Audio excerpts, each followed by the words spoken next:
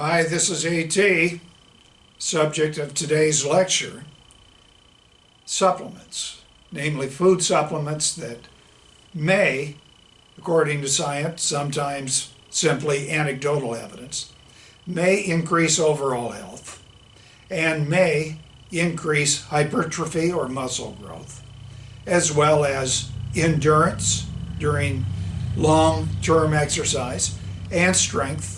Some of these are backed up by science, some simply by anecdotal evidence. But enough anecdotes to amount to, in E.T.'s estimation, a minor population study. Things to look at. Now, I want to point out here that 90% of the supplements that are out there promoted for doing all these things are worthless. But these have stood the test of time. Number one, in no particular order, wheat germ oil. Back in the 1950s, Bob Hoffman of York Barbell Company sold a version called Energel that contained wheat germ oil as well as oil from rice and one other vegetable. E.T. found it to be very useful during track season in college. Also, just pure wheat germ oil has been shown in some studies to increase endurance. Something else that E.T. has found useful and has some science behind it. Grass juices. Now, we know that back in ancient times, some shepherds would grab fresh spring grass, roll it up in a ball and chew it and get the juice out. But in this country, there won't be any real interest in this until the 1930s, when an agronomist named Charles Schnabel fed a bunch of grass that he had dried to sick chickens. And these chickens recovered quickly and began to outlay the so-called healthy chickens. And he began to market dried wheatgrass in a powdered form during the 1940s. Now, his business will suffer when the vitamins advertising themselves under something like one a day began to be sold, and they advertised as better nutrition through science. Now, that statement is very debatable in E.T.'s opinion.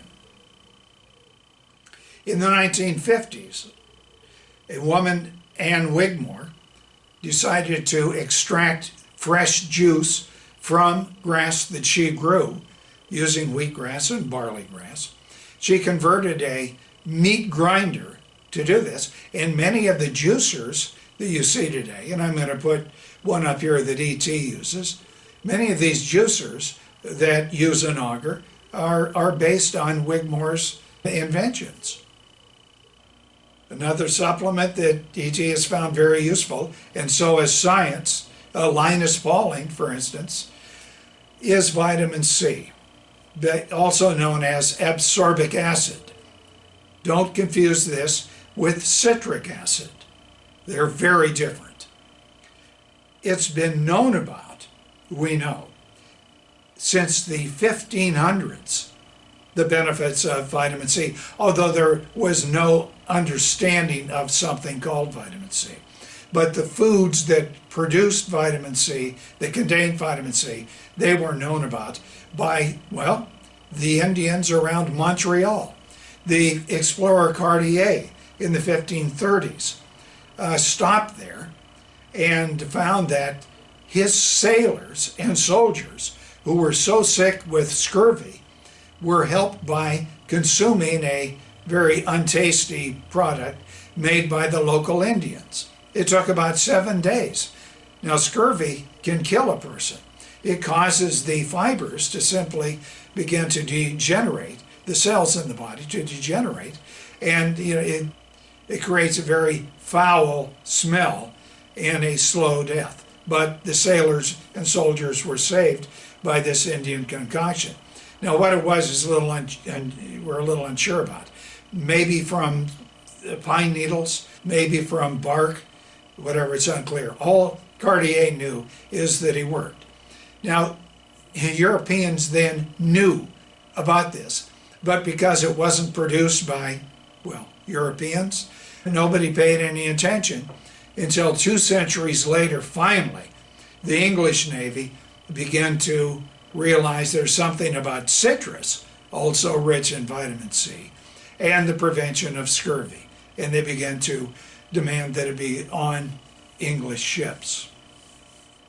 Vitamin C has been shown to be very much prophylactic, usually taken in combination with other things, against various bacteria and viral infections, as well as overall health. Another supplement very much in the news today is vitamin D. Of the various types of vitamin D, D3 is the most popular, it's the one ET takes, and ET wants to remind you, check with your doctor and your nutritionist or dietitian about any of these before you begin experimenting. I'm telling you what I do. And vitamin D you get through the sun, but there are problems for some people with the sun. And especially if you're older, your skin's ability to convert the sun into vitamin D is greatly diminished. So then you have other sources in food. Eggs, you have certain fish, those rich in omega-3s are usually high in vitamin D. Sardines, for instance, and salmon. You have cod liver oil, which ET prefers. And then you have vitamin D pills. Between all of these, sunshine, if you can take it, cod liver oil, omega-3 rich fish, and the pills, you should be okay. Check with your dietitian on how much. And it takes a while to build up the body's store of vitamin D. And it is something you can OD on. That's why I'd like you to check with a dietitian. The half-life for vitamin D has been shown among submariners who were tested to be about 2 months. In other words, if you're, let's say, at 70 nmol oil, then after 2 months with no vitamin D, no sunshine, no foods, no nothing, after 2 months you'll be at half that, about 35. Another supplement that ET takes is desiccated liver. Now it's better if you take regular liver, in my opinion, but a lot of people, including ET, cannot stand the idea of eating liver.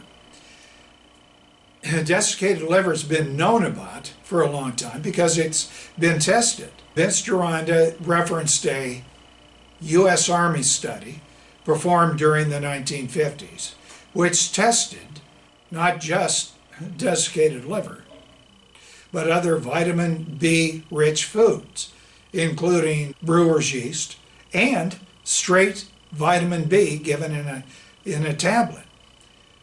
These three things were fed to mice that were each put in a pool of water and let swim. The test was to find out which food gave the mice the most endurance. The vitamin B group fell out first. The next group to fall out was the brewer's yeast. The third was the desiccated liver. In fact, they had to, according to Gironda, stop the test because the time was running out. People had to go home, but the mice were still swimming. The desiccated mice were. It's been shown to increase endurance and strength according to some. That's anecdotal. ET finds that it really works.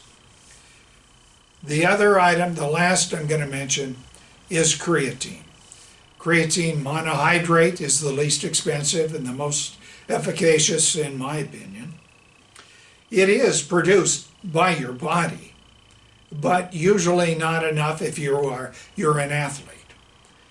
What the body does is convert 2 amino acids. I think they're glycine and arginine, maybe.